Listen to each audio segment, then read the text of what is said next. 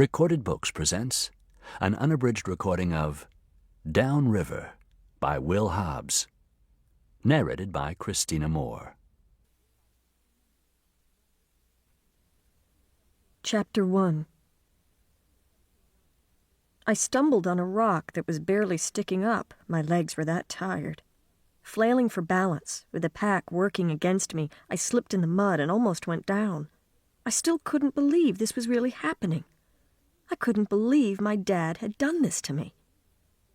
For 5 days, Al had been leading us into the most rugged corners of the San Juan Mountains in southwestern Colorado, coaxing and pushing us over the passes and into the peaks, through good weather and bad weather, mostly through bone-freezing rain and sleet.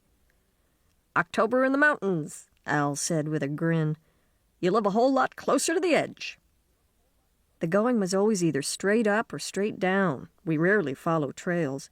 There were 8 of us, 4 guys and 4 girls, including me, all serving 9 weeks in this outdoor education school from hell. Al called his program Discovery Unlimited, but we called it Hoods in the Woods, the name we inherited from the previous waves of misfits who'd come through the place. Al kept us marching all day under heavy packs, grinding us down in preparation for what? He would never say when you asked him. He'd only reply with a wink or a knowing grin. Hike, freeze, starve, break out the ropes and carabiners and risk your life every day. For what? "Just a mile till camp, guys," Al said. "Think about a sunny day." I couldn't. I could see nothing but the frightening dark tunnel that was my future. I saw no images there, no hopes, only blackness.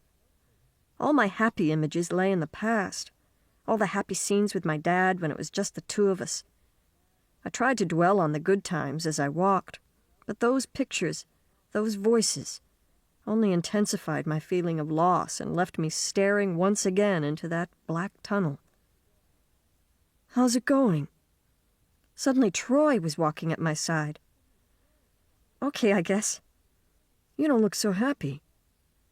"I'm ready to be in camp. When Al says a mile, you know it's 2 or 3. It's part of his charm." We jumped a little creek and started up a steep slope. Soon neither of us had enough breath to speak, but thinking about Troy took my mind off me. He seemed much older than the rest of us, just from the way he carried himself. It was like he was sizing up this whole situation from the outside. I'd been wondering if he was going to be friendly, and now it seemed he was. Camp, at last. I found a dry spot under a tree and eased my back against its trunk. Troy sought me out and sat cross-legged up close. "Does the climbing scare you, Jessie?" He was looking at me with the calmest and clearest blue eyes I'd ever seen. "Yes," I allowed, looking away. "I thought so." He said it knowingly, in a way that promised help. When I looked back to his eyes, they kind of locked onto mine and wouldn't let go. Apparently he never needed to blink, and he wasn't going to look away. His eyes seemed to be challenging me to what? "I'm doing okay so far."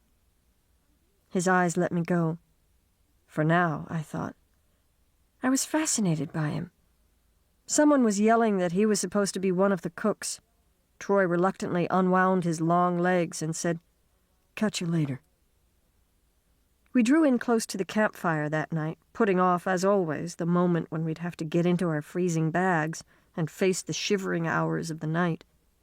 We knew Al would make his speech about the next day, and of course he did as he poked the fire. "We've got the climbing skills down now, guys. It's time for a true test. After that, we'll head back to base camp for hot showers, real food, and our beds." I pictured the little log cabin that I shared with Star, and how good it would be to stoke the pot-bellied stove until the stovepipe turned red. So what was this big test going to be?